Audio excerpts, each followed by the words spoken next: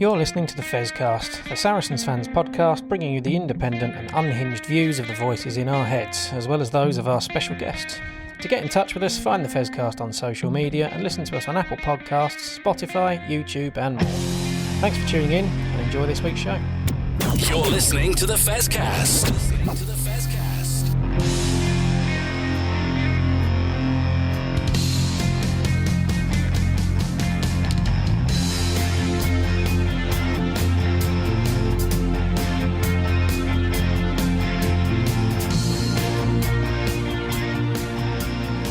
Well, hello everybody and welcome to another edition of the Fezcast. And after a pretty good weekend, we seem to have a lot of these good weekends, don't we, at the moment? Joining me for this edition, we've got Alex. Did you have a good day down in Bristol? Yeah, it was good. Apart from the weather, that was quite miserable. Yeah, it did look pretty miserable. And then joining us as well is Duncan and John. I take it you watched the rugby on the telly box this weekend, guys? Yep, I got the England game and I got second half of the Scotland game and actually caught some of the France-South Africa game, which was interesting. Very interesting, yeah. Indeed, yeah. Red cards given, red cards not given. There's a bit of controversy across world rugby at the moment. And we will touch on that when we talk about the England-Fiji game. But first up, England A. Couple of Saracens youngsters ahead of perhaps more established stars, which is quite interesting. But Noah Kalori rewarded for an excellent start of the season, Duncan.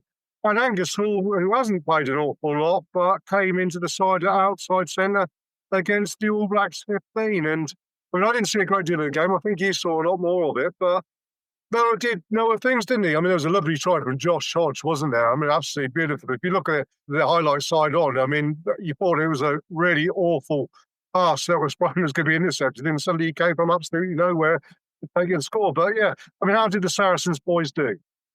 Mixed bag, really, as were England A overall. They very much looked like a team that hadn't played much together, and I think that was probably the case. And Noah Kalori did a few Noah Kalori type things, catching the ball above his head at about 4,000 feet on a couple of occasions. Ended up playing at the back. I think he was playing fullback at the end. Angus Hall, as you say, playing 13 was very, very strange. He looked like he wasn't used to the position and knocked on a few times when he could have been through. So he had not one of his best days, really, as did most of the England A team, apart from that spectacular try, as you said, which I think was accentuated by the camera angle. You couldn't see, is it Hodge, the blonde? Yeah. You couldn't see him approaching. So as you say, it looked like it was a pure intercept coming up. And there he comes out of the side of the TV, catches it and scores a really good try. Well, it's nice to see, John, a fullback who was taking the ball to the line and taking the ball and finding space and not trying to do everything himself. Unlike at Twickenham, at Allianz, at HQ on Saturday afternoon. Let's move on and talk about England versus Fiji. On the face of it, a pretty good result, really, and a pretty good performance. Fiji came out, worked, hugely physical, as you would expect from Fiji, and played some really good rugby. I mean, it's the standard of rugby at the moment, is it, when you would say that Fiji are a stronger test than Australia? And that certainly was proven, I think, in the first half. And it was only Fijian indiscipline that really allowed England to get that foothold in the game. England's attack on Saturday, I thought, first half in particular, was pretty shoddy. And a lot of it came because of the one player who was coming in to the line was crabbing sideways, making a pass 3 metres before any contact, and it was easy to defend because of the Fijian defence just drifted out onto the wingers. Well, the Fijians are generally, you know what you're going to get. They're going to be big and strong and fast. They don't kick. We didn't seem to get it in the first half a little bit. And as you say, that particular player of ours, how long are we going to continue to pick him? But we'll leave that for another day.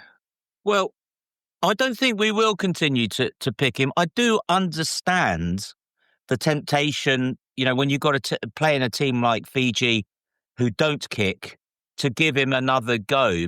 He's not a fullback. I think we'll all agree on that. He's not a fullback, but he can't get in at number 10. But at the same time, they want to, because of the attacking options he often brings, you give it a go to see if there's a way of fitting him in the team. But no, I don't think the experiment has succeeded. He wasn't the only player who, running into that Fiji defence, is thinking, oh my God, and took a wrong option, because it must be bloody frightening to be faced with that defence. But great to see Fiji almost coming of age. They've had players all over the French league, all over the English league. And I think now what's really topped it off is now having the Drua with a whole squad of Fijian players there playing top quality rugby. And as you say, Jez, they're now at a level probably higher than Australia, which means they are a first-tier team now.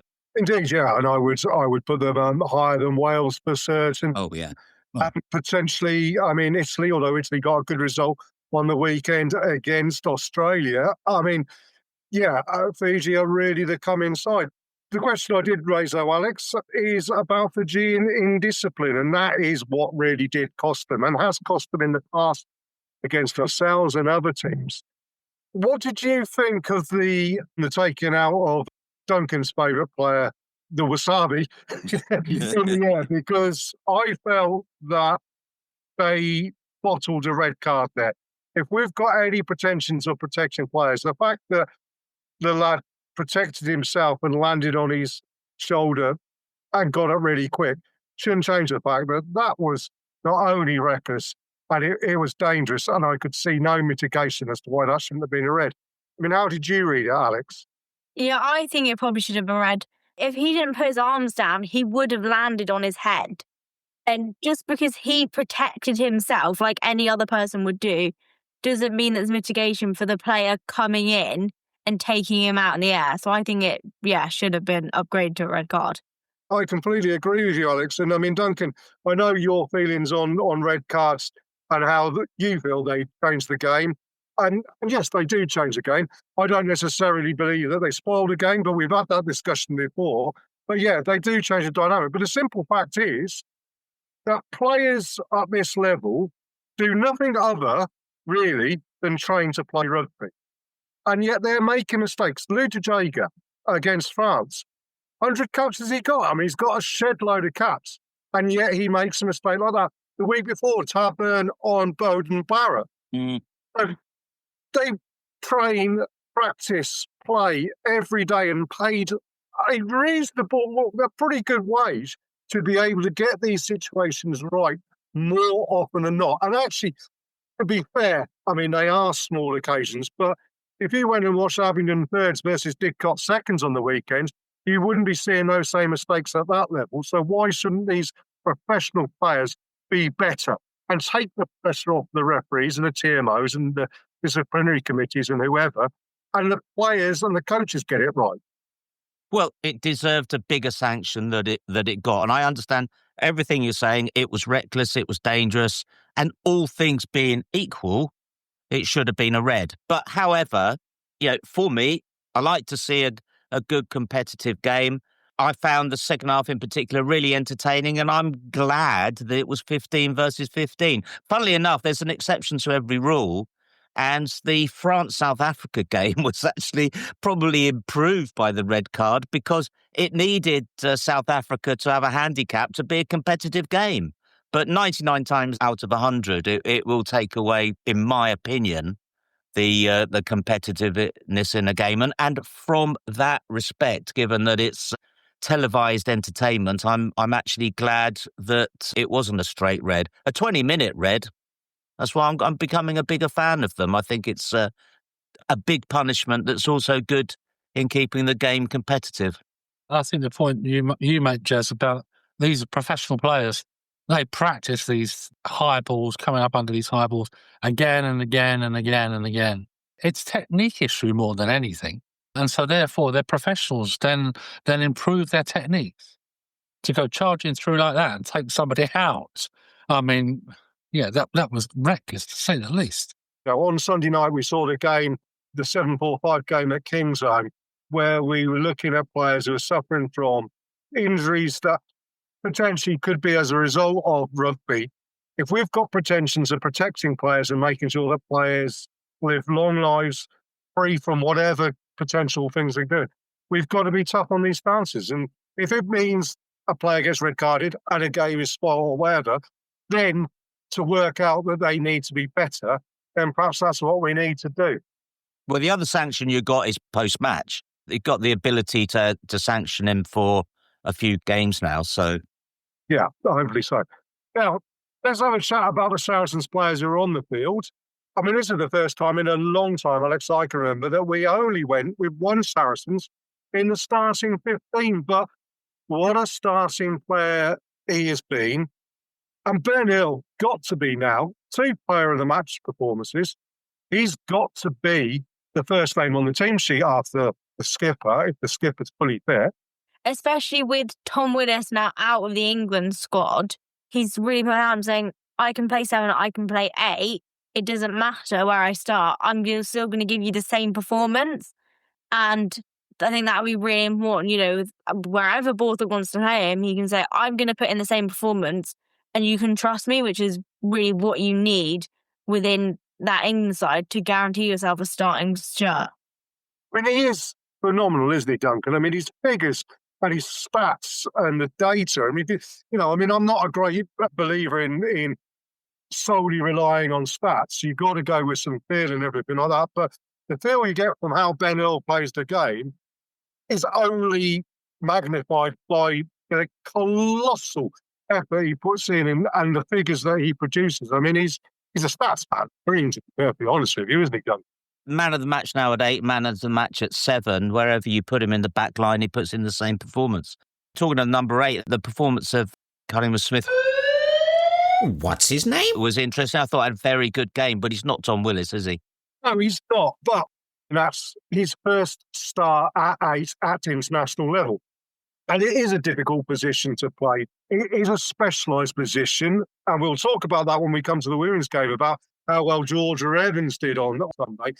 It's going to take you 2 or 3, maybe 4 games to settle into that position. Now, Borthwick's got a bit of a quandary to make, hasn't he? Because at the end of the day, he probably was turning around and saying, Tom Willis is going to be my number 1, number 8, but I'm not going to pin my colours to that mast entirely, which is probably why Tom's turned around and gone, oh, do you know what? If you're not going to, then I'm going to go and earn some cash. Which is a shame, because I think Tom Willis should have been, and Tom Willis could have been the number 8 for the future for England. Borthwick's trying to find options. He's got to have options, because it seems that Ben Earl is his first choice number 8 now. But if Ben Earl breaks down, he's got to have somebody who's played a number of games there going into the next World Cup that can fit into that. So he's got 2 options. And the interesting thing is, he's ignored the bloke who was in possession beforehand, Alex Don Bran, who's plays number 8 for Quins regularly, and gone with a player who plays on the blind side for Quins, but has played a few games at 8 now for Quins. An interesting choice. But, and then you've got Henry Pollock as well, who obviously came on and played 8 as well. There is options there, there's choices there. I think Borthwick's obviously just tinkering around at the moment a little bit. Cunningham himself, I thought, had a good game. He's got the size, he's got the speed, and but it's a specialist position. Ben Earl fits in there well. Tom Willis, absolutely. If he's moved on because he couldn't get the reassurances from Borthwick, that was his position going forward, then that's worrying. But I think, Borthwick needs options. Cunningham South is an option. We know Ben Earl is the number 1, but then he can slip into flanker, can't he? And there was talk of him last week, possibly playing centre. So, I mean, Ben Earl is a very different type of number 8. I suspect that, one of the skills that head coach, manager, whatever you call it, is that kind of father-like figure, making them all feel good factor. And I don't think Borthwick's got that. And Tom Willis is one of those players who probably needed that confidence boost. And when he doesn't get it, is thinking, I'll go somewhere else. I also have a suspicion. Do you remember, going back a few years, how really bloody horrible the autumn internationals have been? How dire England have been in the autumn internationals, and it was almost, terrible watching them. And now for 2 games, we've seen some really high entertainment with some great attacking play. And this attack coach who's come in from Bath probably deserves a lot of credit for the way that he's now made England a team that is entertaining to watch after many years of them very much not being. And Ben Earl being that dynamic kind of number 8, I suspect fits more with his the pattern of what he wants to see. Almost a kind of a rugby league style, isn't it? Where you've got players who was, you remember Andy Farrell playing that league where he played stand-up at league, played centre for us, but he also played loose forward at league. Kevin Sinfield, another, played loose forward, whatever.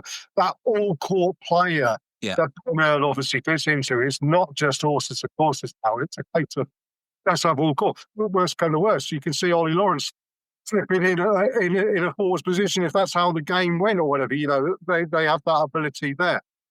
The other two players who came on, Alex, Jamie George and Maro Itoje. Let's talk about the hooker, Jamie George, who obviously came on and took on the captaincy as well when Ellis Gens went off, which was clear from the discussions he was having with the referee.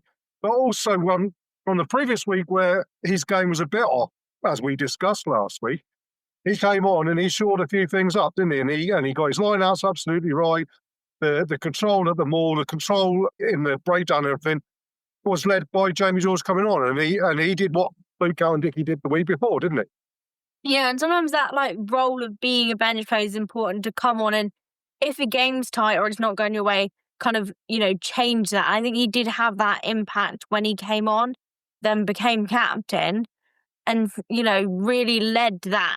Including whatever, Borthwick said to him before he came on and said, okay, we need you to go and do this. And he just performed.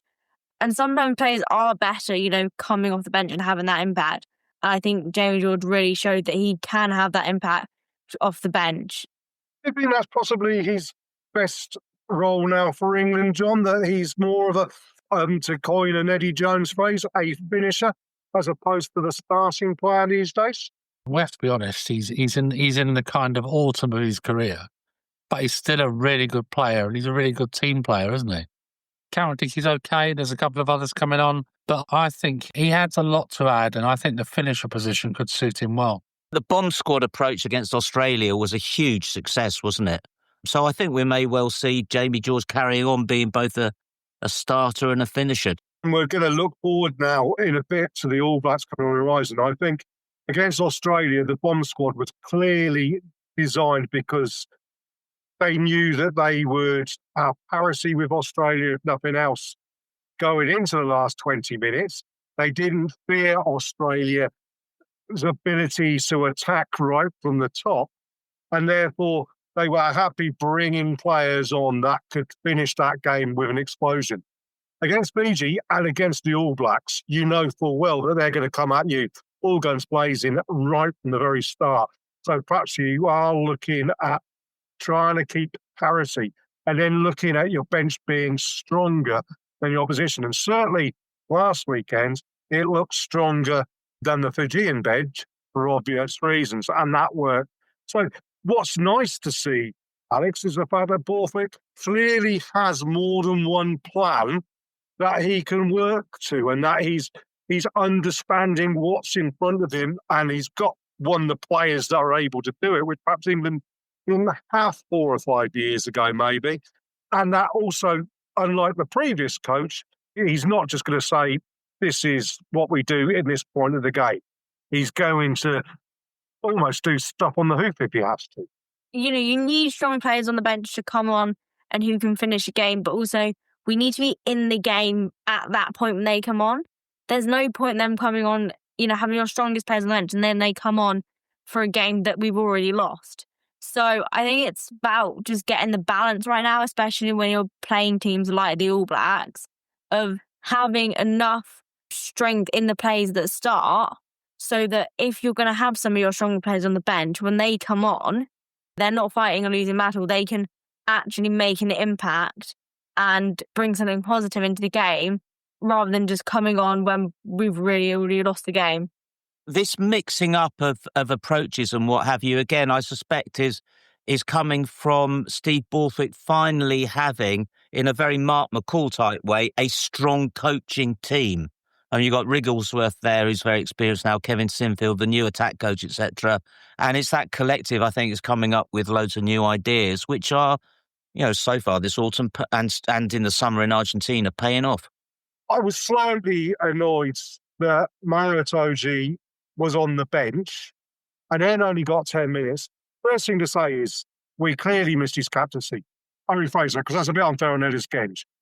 But Maro's captaincy, you could see why he's captain from this game because Ellis isn't at the same level as Maro as a captain, although I think he did a pretty good job. But Maro's captaincy, I think, would have allowed England to stop giving away the penalties that they had been giving away early doors and perhaps would have had a word with the players who perhaps weren't doing what they should be doing. No names, no pack drills, the show pony at the back. So Maro came on 10 minutes. What was the point of that? But then when he did come on, John, he had to use different straight off, didn't he? He was, with those 10 minutes, he was omnipresent and he was absolutely brilliant. I was talking to a friend of mine yesterday about exactly this, and he thought they were making too many mistakes in the second half. They seemed a bit rudderless. He didn't see a kind of Genge talking like Maro does, but when he came on, he makes almost an immediate impact.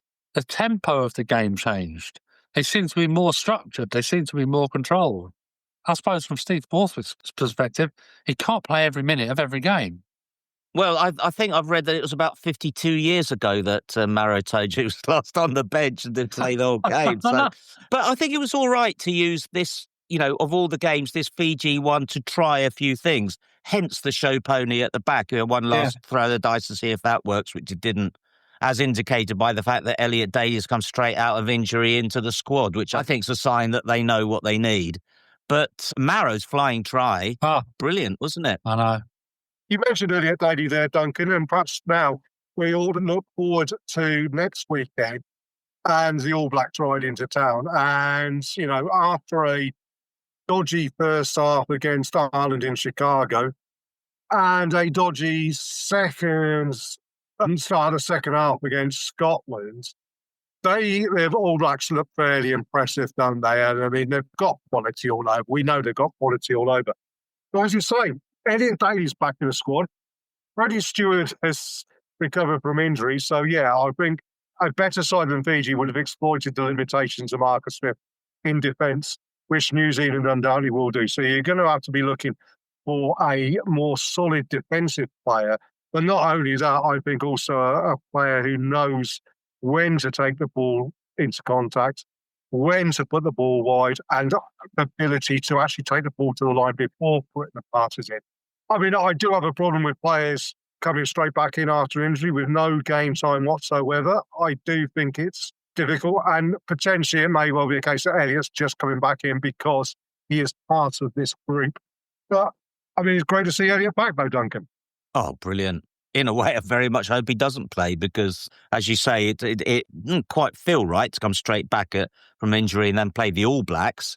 That seems like, quite adventurous, and want to see him back against Bath because he's such a great player. Like we were talking about Ben Earl, very, very much the modern way with rugby players. Because he has that ability to play in many positions, he's better when he plays at his best position, which for me is fullback. I know for others it's centre, but makes him better where he is because he knows how the other positions work. Of course, I mean, that is the other thing is going forward for the New Zealand game. I think possibly the other reason that Elliot has been brought back into the squad is probably to be that bench player because against New Zealand, I can imagine that we're going to go forwards heavy on the subs bench and potentially have a scrum half and another in the backs. And Elliot Daly is that player who can facilitate that, or Marcus Smith. And I think if Elliot's fit, he'll cover 13, 11, 14 and 15 a lot better.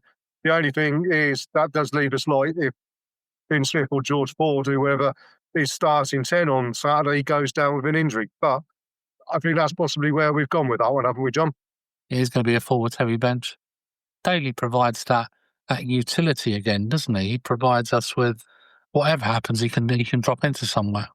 He provides that utility in a competent way. You can't put Marcus Smith at 13. As you say, Jez, his defence is just not good enough.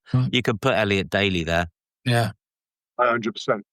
So the other games on the weekend is just a quick thing about that. But first, I mentioned a game that had a couple of Saracens involvements.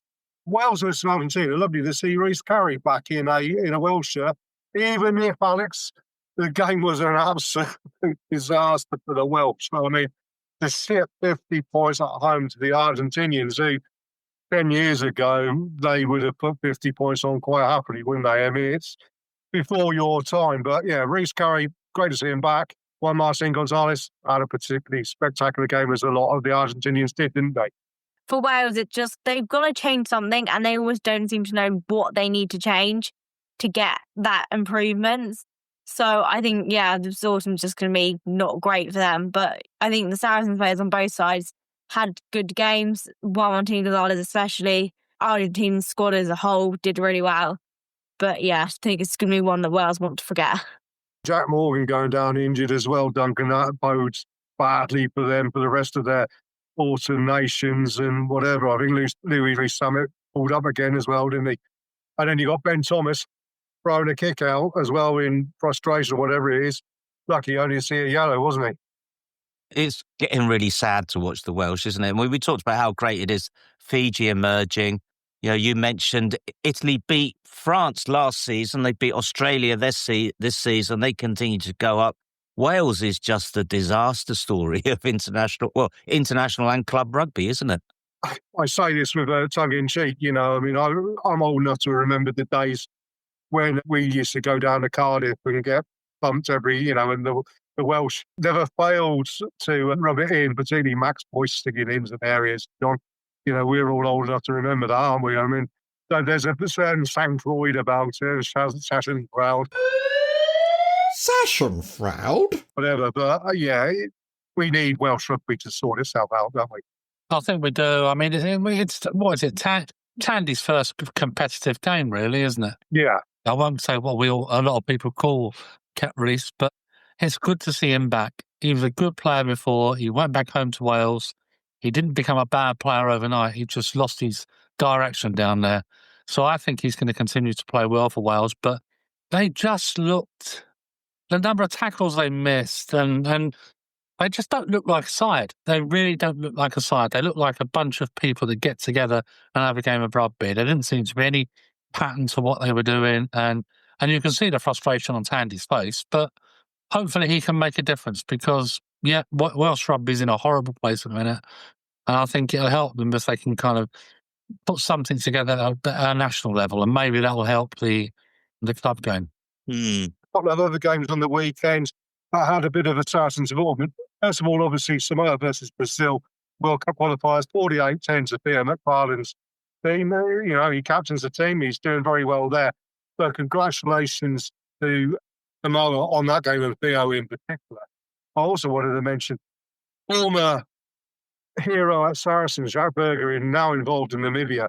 He's got to be. I pity the lions out on his farm when he gets back because he's going to be ripping a few of them apart after they got beaten by Belgium. And, you know, congratulations to Belgium. I mean, I played rugby in Belgium on tour and they love their rugby over there. I even actually scored a try for the Belgians once, which was quite hilarious. It cost me a fortune in beer, mind. But yeah, so well done to Belgium. But yeah, Jack Berger, he's not going to be a happy boy, is he, Duncan? No, God blimey, yeah. I wouldn't want to get across him, would you? Certainly this isn't the week where I'm messaging him to see whether he'll come on the best cast. I can tell you that. Right, shall we break there and then we'll come back in the last part and we'll discuss a fabulous performance and result for the women down at Dings Crusaders in Bristol. You're listening to the Fezcast. Hello, this is Akina Gondwe of Saracens Women, and you're listening to the Fezcast, and we are both proudly sponsored by the Saracens Supporters Association. For a £10 annual subscription to the SSA, you'll get the chance to buy tickets for away matches, receive a regular newsletter, and an exclusive SSA badge. They also arrange pre-match gatherings and player-coach events. As well as sponsoring both me and the Fezcast, they also sponsor Louis Johnson from the men's team and the Saracens Foundation Track Club. Not bad for £10. You can join up at membermojo.co.uk/SSA. Enjoy the rest of this edition of the Fezcast, and I look forward to seeing you at StoneX. Come on, you Sarries. This is the Fezcast. Well, welcome back to our last part of this week's Fezcast. And time for the women to take centre stage. And take centre stage they did. Now, Alex, you were down in the wet, the winds, the rain, the miserable conditions at Dingham's Crusaders ground, Shaftesbury Avenue, to see what I think is one of the best performances I've seen from the Saracens women's team in a couple of years now. Yeah, I think there were definitely times when I thought Bristol are definitely going to score here. We could be looking at conceding more points than we did, but actually we just managed to kind of keep going, keep our defence tight, and it worked. And at one point, Bristol were on our line. It very much looked like they were going to score, and then somehow managed to win a penalty. And I think that kind of just sums up the whole game of we kind of turned all this pressure and all of this Bristol going against us into something that we could then benefit from. And before we pull apart the game and highlight some of the players who really did impress, I haven't had a moan about referees yet this week, Duncan, so I'm going to have a quick moan now, because I know last week Barry mentioned the fact that on the telly, the referee for the Harlequins game he thought was poor, where I thought they didn't have a team by the game. Obviously, you get a different perspective when you watch the team. Now, I'm going to say the merry whistleblower on the weekend, his game improved as the game went on. The first half, I thought Sarah Byrne was being allowed to play to different laws to everybody else as she was getting away with blue murder. It did improve. Saracens did very well in face of the first 20 minutes in particular. We couldn't seem to buy a penalty. And we're getting penalised left, right and centre. And then I felt we're being penalised incorrectly at the breakdown in particular. I think we got a couple of turnovers that weren't rewarded. But they found a way around it. They got the referee back on side. They worked out what picture the referee wanted to see, and they played to it. May and Zoe coming in as captain, clearly they, talked to the referee and said, what do you want from us? And then we implemented that. As in, there was one point when one of the Bristol players had their arm around Rose Gallagher's neck in a maul, and they didn't seem to care. Yes, she was trying to get the ball, but you also can't go and put your arm around Rosie's neck. And the referee just didn't seem to care. We were sat just behind the coaches, Saracens coaches, and there were definitely some things where they were calling for penalties when we didn't get them. In the end, we did really well to kind of go, okay, what does the referee want to see? We'll show you that. And then we'll start getting penalties our way, and we can then start scoring tries. It's an interesting thing, I suppose, on the referee side of things, Duncan. I watched the game with Sharon at home. Sharon, who's never played the game, is an interested spectator, but doesn't really know a great deal about the game. She was asking me to explain some of the decisions the referee was making, and I couldn't. That was a problem. That won't be the first game of rugby where nobody can do that, though, will it? I was wondering, were Holly Aitchison and Hannah Bottomman injured? I think they were, aren't they? Hannah's injured and Holly's gone to Sale. Oh, wow. She was playing for Sale. She didn't have a great game, missed 3 out of 4 kicks. But yeah, Hannah's injured. I saw her after the game, got her signature, but she said she's looking to be back in the next couple of weeks.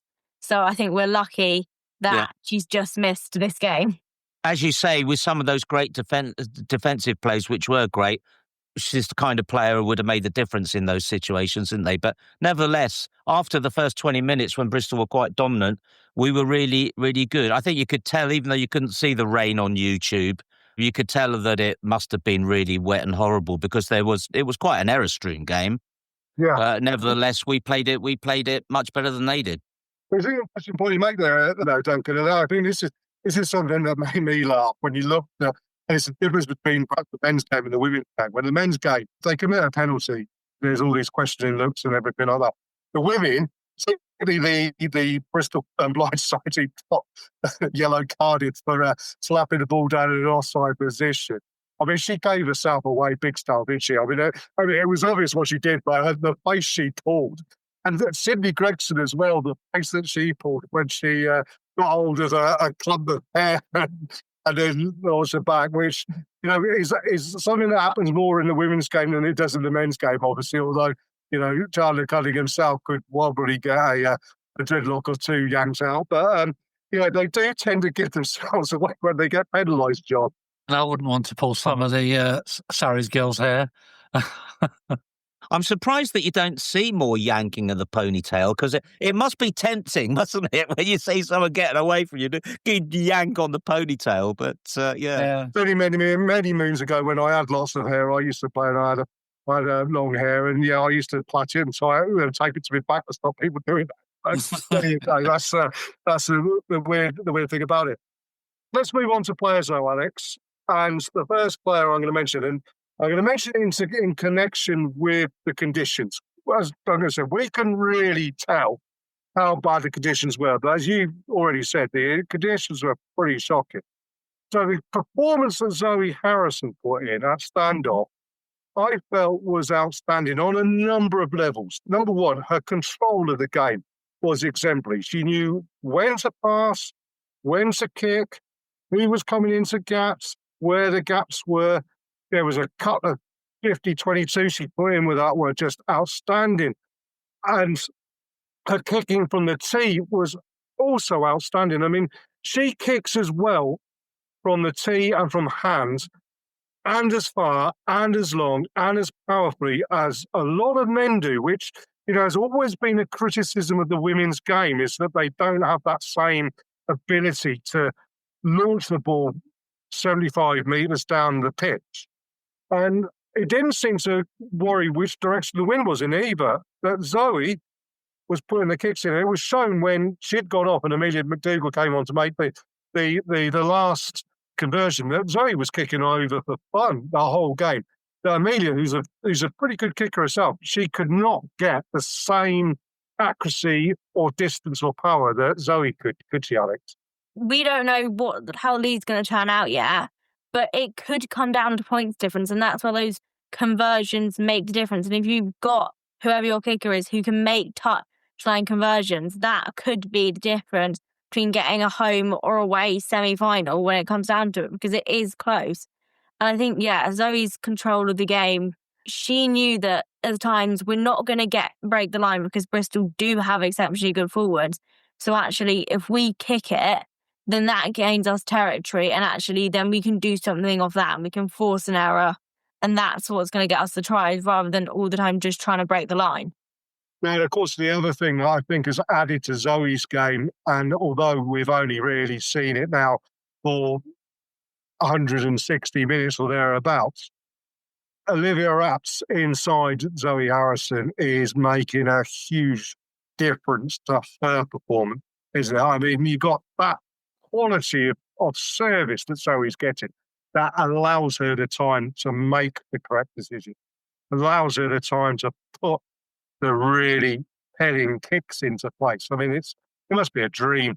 If you've got a player that's doing well, and then bish bash bosh, you've got that service outside you. Fantastic, isn't it, John? Of course it is. I think it's those little differences in reality. But as Alex said, it's going to be a tight league, and any edge that we can get, especially in that space, and I think it's worked out well for us. It's the big question mark because she didn't play against Gloucester, did she? So we're absolutely stuffed by Gloucester. And now we've had two really good performances against two of the other top teams. I think Exeter were beaten by Loughborough, weren't they? So if it's a three-way race, the question is, can we be competitive against Gloucester with Olivia Rapps in the team? Because she makes a big difference. It does indeed. Now, let's move into the pack. We talked about backs there. Three players I want to mention in the pack. First up, for the second week on the trot, the starting number 8 pulled out late, which meant that somebody else had to come in and play number 8. Last week was Poppy Cleal. Poppy dropped out late on for this game, so Georgia Evans stepped up and played 8. And I thought Georgia's game was, again, exemplary. And I'm going to mention the fact that I used to be a number 8. So I watch number 8s and enjoy it when I see number 8s doing well. And we talked about how we've seen number 8s on the front foot, Ben Earl, Tom Willis, Juan Martin, whoever it may be. Georgia, particularly at scrum time, was on the back foot quite a lot because Bristol did get a bit of a nudge on in the scrum, particularly first half. And what Georgia was very good at doing was taking the pressure off the leader up, picking up and doing that hard work. And it was exceptional what she did there. I mean, she wears the pink bow in her hair. There's a bit of the keeping her femininity, as it were, on the rugby field. There is nothing untough about the way that she controlled the ball at the base of that scrum and took a negative into a positive going forward, Alex. She almost said, okay, you didn't choose me to start, obviously, originally, but she said, put her hand up for that starting position and said, I can do this, just as well as Poppy can, just as well as other back rows can. And I think, taking that pressure off at scrum time, just knowing we're not going to be able to kind of drive through Bristol at scrum time. We know we're under pressure. So actually the ball needs to get in and out. And if Georgia can pick that up and take the pressure off Olivia Else to go back and get it, then it means we can free up Olivia to then Georgia past her, she passes Zoe. Suddenly we can get it out to the wings. And that's why we almost had the advantage over Bristol. And at the breakdown, I felt that once we worked out what the referee wanted to see at the breakdown, 3 players in particular really did come into their own, and the 2 smallest forwards on the pitch. Marley Packer, who's playing like she's 22 again, and seems to be revitalised. I don't know what fruit juice she has in the morning or whatever, but I could do with some of that, to be perfectly honest with you, because she is got a new burst of life. But May Campbell as well. I mean, May has taken on responsibility as a co-captain of the side, and she's grown as well with that, Duncan. And some of her turnovers, I mean, she's 4'2", isn't she, in a stocking feet, as it were. But she just got that low centre of gravity, and she understands when is the correct time to go for the turnover. And if she goes for the turnover, she gets the turnover. She's got that low centre of gravity, as you say. It's almost as if she's, she just slides over the player with the ball, doesn't she, but stays on her feet. I mean, Marley Packer is a lot more svelte than she has been for a long time, which is a contrast to Georgia Evans, who I think has decided she wants to be a number 8 and has put on a bit of meat. But that increased sveltness has made Marley Packer a lot faster than she's been for many seasons. She still looks like she's got 2 dodgy hips when she's walking, but when she's running, she looks really speedy.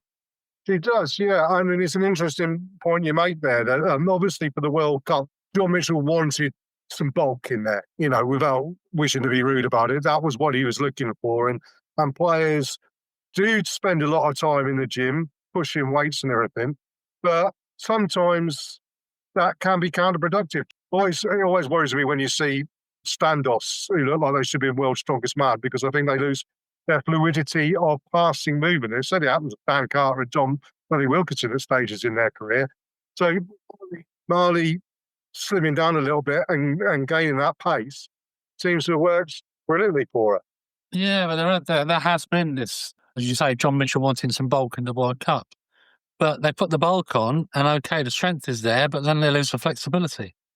And maybe she's dropping back down now. She's into a position where she's comfortable, and we're getting the benefit out of that. Small problems, bit of injury issues, wasn't there, Alex, on the weekend? Letitia in the second row went down, didn't she? And, she's been very impressive since she's joined the club, and not nice to see her. Although she did walk off, although she did look at a bit of discomfort. So after game, she hasn't wrapped around her ankle, but no boot or anything, which is good. I think, we're coming from the start of the season where actually I was thinking we've almost got too many second and macros with the amount of, internationals we signed a couple of Canadians, and then the players like Sophie Goody, Marley Packer, Rosie Gallen, Georgia Evans that we already had. But now we can see why we need that, because Sophie Goody pulled out last week, Poppy's pulled out this week, and then Letitia Roy's injured. So actually, I think it's important that we have that depth so that it doesn't matter who's injured, we can still put out a good team. And luckily, we've got, slightly less competitive matches possibly against, Leicester and Ealing in the next couple of weeks. So I hope these players have time to recover. And then by the time we're playing teams like Exeter, we've got that strength and depth back. I think that's something that is very important for this team. And I think it's something that we've been lacking the last couple of years. Duncan, now obviously Alex Osterbury and the coaching team and the management have identified is a lack of genuine second rows, that we often had back row players playing second row, and we certainly lost something in the line-out. Now we've got genuine line-out jumpers. playing in the second row. And I think that's been very important in the improvement that we have seen in the team in the last 2 games. Yeah. I hadn't thought about what Alex said. There's quite a big difference between the top level of the women's game and the bottom of the league. It'll be interesting to see how many of the cut players, the younger players, come back in for the next game. And you've got the likes of Joy Bennett and others, if we do need a bit of cover. Indeed. Well, that's perhaps what we should finish up on and have a look at our next game, which is Tigers at home. And without wishing to sound arrogant or overconfident, you've got to fear a little bit for Tigers that last year we put 100 points on them, didn't we? Bristol Bears, who we've just beaten in Bristol, put 74 points on them the week before. They're shipping a lot of points. It could be a massacre, couldn't it, Alex? If we click, it could be horrible, couldn't it? Yeah, as Leicester lost a lot of players over the summer. And I think, this season for them is just going to be a bit of, let's just try not concede loads and loads of points against every team. Maybe pick up a win against a team like South. I think for us, this is an opportunity to try combinations out and try players out and give them game time, whereas they would normally be on the bench or not playing at all. Because actually we've got some of our hardest games out the way at the start of the season. And we need to look at that kind of, okay, can we build some more depth? Can we build more combinations? So we've not just got a first team that plays really well, but actually we've got players coming off the bench or that aren't selected who we know could start against a team like Bristol or Gloucester, Hartbury or Exeter, that if we get injuries further down the season, we know we can bring them into the team and we're not worried about how we can maintain the kind of start we've had. Of course, the other side of the coin is the fact that, as you mentioned before, Alex, when we're talking about kicking and that every point is important, if it does come down to points difference at the end of the season as to whether we get a home semi-final or whatever, you really do want to be putting a shellacking onto Tigers, don't you, Duncan? Because, as you say, if you've got the opportunity to score lots of points, and it's not a foregone conclusion by any stretch of the imagination, I'm not making that claim here now, but if things click and we do score a lot of points, it's going to be good for us at the end of the season. Yeah, we'll see which way Alex Osterbury goes, because it's not quite as condensed as last year, but it's a league, I think, that finishes in March again, doesn't it? So the league does go to June, which I know because the final's on my birthday. All right. We've got a bit of a longer season. So a few games after the Six Nations. Yeah. Is it a big birthday as well, Alex? Is it 18? Yeah. Oh, So hopefully we can win. You old smoothie. we won't bother having you on afterwards then. Probably still be partying, won't you? But I think my sister thinks she doesn't need to get me a birthday present if we win. No, that's going to happen. Talking about birthday presents, I will just quickly say as well, I think the Showdown shirt, despite it being £747, is an absolute beaut. And well done to the kids in the school who designed that one. I think it's an absolutely amazing one. So if Santa Claus is listening, because we are coming into the festive season, yeah, I'd quite happily open one of those up on Christmas Day if anybody fancied buying me that. On that, my dear Santa note, perhaps is the time for us to finish this week's show. Just say one thing. There are just a few tickets left for the SSA quiz Wednesday next week. It's always a great night. So if you either are an SSA member or you know someone who is, get onto it and get the last few remaining seats. And there's no truth in the room. The question masters are going to ask the first question, which is, red cards do not spoil games. That's not at all a subjective question, is it? Well, anyway, Duncan, John, Alex, thank you again for your time. And thank you, everybody, for listening in to this edition of the Fezcast. And we'll be back next Wednesday, which will be the 19th of November. Which is wedding anniversary, actually. Oh. There you go. I'll say happy anniversary to Mrs. D already, but then, we'll get that in next week. Until next week, we'll say thank you, everybody, for listening in, and ta-ra from the Fezcast. Bye.